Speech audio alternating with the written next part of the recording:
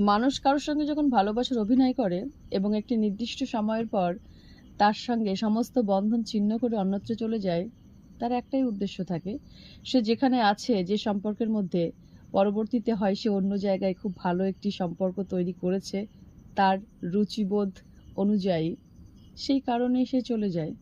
চলে গিয়ে কি পায় সে? অন্য আরেকটি নতুন মানুষ, নতুন জায়গা। হতেই পারে, এটাই স্বাভাবিক, কিন্তু এর বেশি তার প্রাপ্তিতে কিছু জোটে না। যাকে সে কাঁদিয়ে চলে গেল, সে কাঁদছে ঠিকই, কিন্তু সে সামলে নিতে পারবে।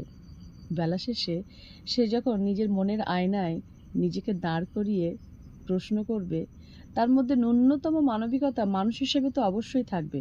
স্বার্থের তাগিদে যতই সেই মানবিকতা প্রচ্ছন্ন হয়ে থাকুক না কেন, একটা সুন্দর মনকে ছারখার করে দিয়ে, ছিন্ন ভিন্ন করে দিয়ে অন্যত্র কি ভালো থাকা যায়? এটা একবার প্রশ্ন করে দেখো তো ভাই।